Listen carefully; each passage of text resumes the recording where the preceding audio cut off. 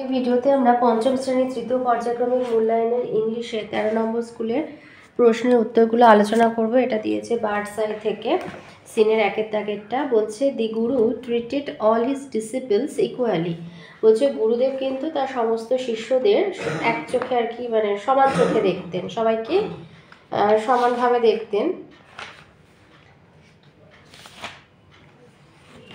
But he liked Arjuna the most, কিন্তু তিনি অর্জুনকে বেশি পছন্দ করতেন, অর্জুনকে সবচেয়ে বেশি পছন্দ করতেন। Because Arjuna practice this art with great concentration, কারণ অর্জুন তার মানে সে যে শিক্ষাটা আর কি নিচ্ছিল, অস্ত্রবিদ্যাটা, সেটা খুব মনোসংযোগ দিয়ে করতো। Soon he became the best archer among all. তো সবার মধ্যে দেখতে দেখতে শীঘ্রই সে একজন মানে সব থেকে আর কি ভালো তীরন্দাজ হয়ে উঠল। Duryodhana and his brother Dushasana did not like this at all. Duryodhana আর তার ভাই দুঃশাসন এটা একেবারেই পছন্দ করছিল না। সাইলেন্টলি, নীরবে, a feeling of dislike grew in their hearts towards the Pandava. একটা অপছন্দ, ডিসলাইক মানে অপছন্দের, ফিলিং অফ ডিসলাইক মানে একটা অপছন্দের মনোভাব, গ্রিউ জন্ম নিয়েছিল, ইন দেয়ার হার্টস মানে মনে, টুয়ার্ডস দ্য পাণ্ডব পাণ্ডবদের প্রতি তাদের মনে একটা অপছন্দের মনোভাব জন্ম নিয়েছিল। ওয়ান ডে একদিন দে openly criticized their guru for showing favour towards Arjuna. অর্জুনের দিকে আর কি গুরুদেব বেশি নজর দিচ্ছে, এইভাবে তারা একদিন খোলাখুলি গুরুদেবের সমালোচনা করেছিল। দে টোল্ড হিম মানে ওই গুরুদেব আর কি,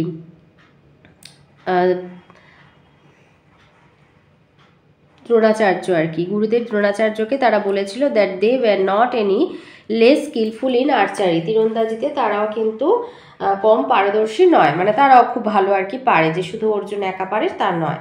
as a reply to their criticism, তাদের এই সমালোচনার উত্তরে Dronacharya arranged for a test to pick out the best archer among them. তো তিনি একটি পরীক্ষার ব্যবস্থা করলেন যে তাদের মধ্যে সবচেয়ে ভালো কে তীরন্দাজ সেটা বের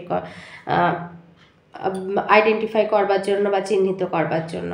অন দ্যাট পার্টিকুলার ডে, মানে যেদিন আর কি পরীক্ষা হবে ঠিক সেই দিনে, গুরু Dronacharya asked the students to gather by the woodland near his ashram. ওনার আশ্রমের কাছে জঙ্গলভূমিতে সমস্ত রাজকুমারদের জড়ো হতে বলেছিল। He had placed a wooden bird with a prominently painted eye on one of the trees. তো তিনি একটি গাছে একটা কাঠের পাখি বসিয়েছিলেন যার চোখটি সুস্পষ্টভাবে আঁকা ছিল। তো এতে আছে tick the correct alternatives. A হবে the guru treated all his disciple equally. B Arjuna became the best archer. C a feeling of dislike grew in the hearts of the Kauravas. বিতে আছে এতে দিয়েছে why did guru like the Arjuna most. কেন গুরুদেব অর্জুনকে বেশি পছন্দ করতেন।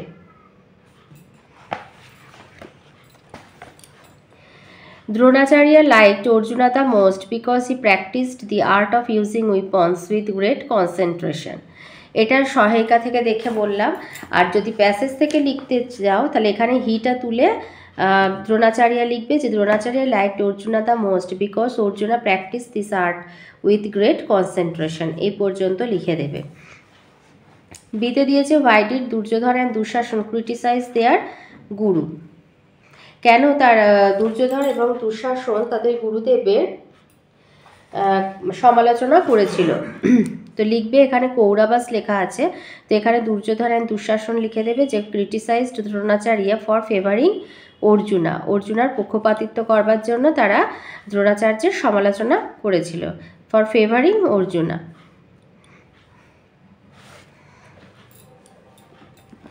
সিতে আছে complete the following sentences with information from the passage. এটা বলছে they told him that they wire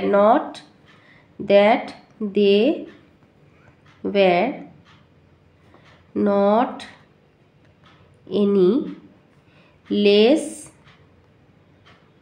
skilful in archery.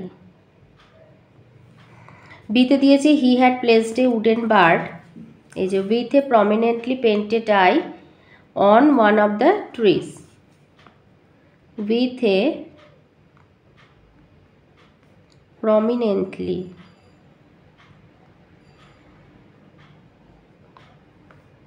painted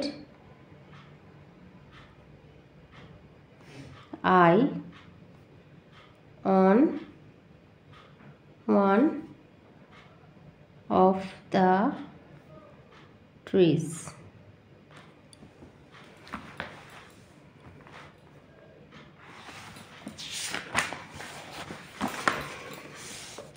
ডিতে আছে রাইট টি ফর ট্রু আর এ ফর ফলস স্টেটমেন্ট, শুধু ট্রু ফলস বললে হবে, কোনো সাপোর্টিং স্টেটমেন্ট চায়নি।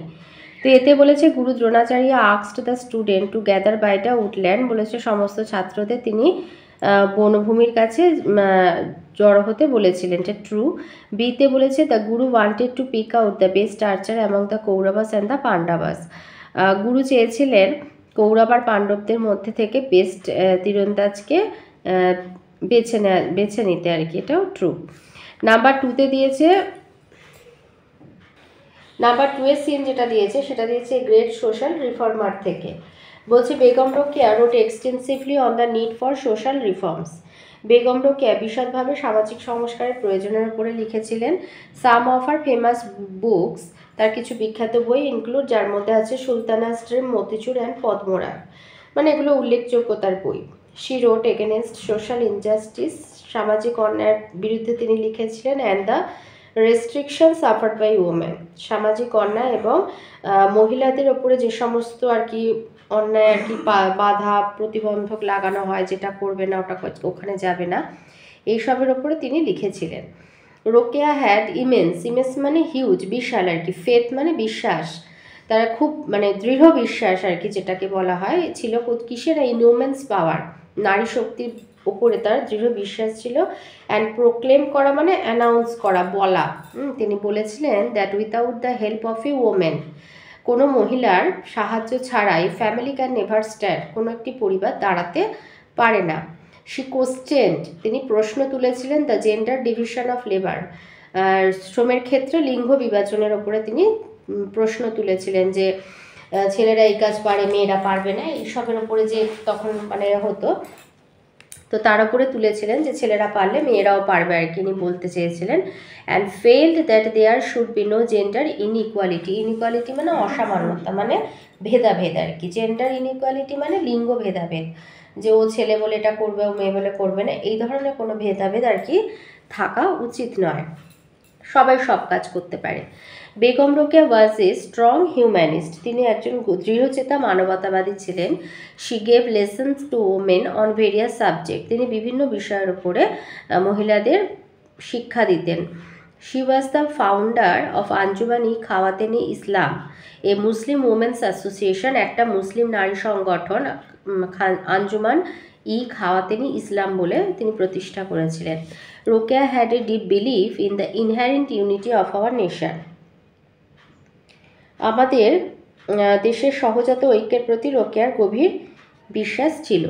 এতে আছে tick the correct alternatives, A হবে Rokeya had a faith in women's power, B হবে রোকেয়া বিলিভড ইন ম্যানকাইন্ড। বিতে আছে কটা প্রশ্ন, বলছে what did Begum Rokeya write about, এইটা লিখবে যে she wrote against social injustice and restriction suffered by woman, তাহলে এটা হচ্ছে বিয়ের এ।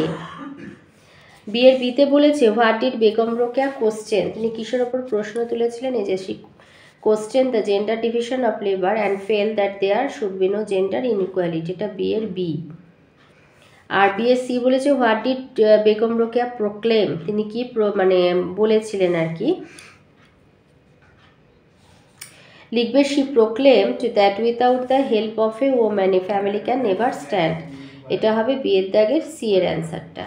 তাহলে Begum Rokeya proclaim that without the help of a woman a family can never stand. আচ্ছা, সিতে আছে রাইট টি ফর ট্রু আর এফ ফর ফলস স্টেটমেন্ট, এতে বলেছে Begum Rokeya demanded education for woman, তিনি মহিলাদের শিক্ষার দাবি করেছিলেন, ট্রু। বিতে দিয়েছে she felt that there should be no gender inequality, তিনি অনুভব করতেন যে কোনো লিঙ্গ অসামান্যতা থাকা উচিত নয়, ট্রু। সিতে বলেছে she had a deep believe in the inherent unity of our nation, তিনি তার গভীর বিশ্বাস ছিল যে দেশের সহজাত ঐক্যের প্রতি তার গভীর বিশ্বাস ছিল, এটাও ট্রু। ডিতে আছে complete the following sentences with information from the passage, এতে হবে she was the founder of Anjuman-e Khawateen-e Islam, বিতে হবে she wrote against social injustice and restriction suffered by women. Grammar আর ভোকাবুলারিতে আসি। 3তে আছে fill in the blanks with appropriate article আর প্রিপোজিশন। এতে হবে can you speak the English.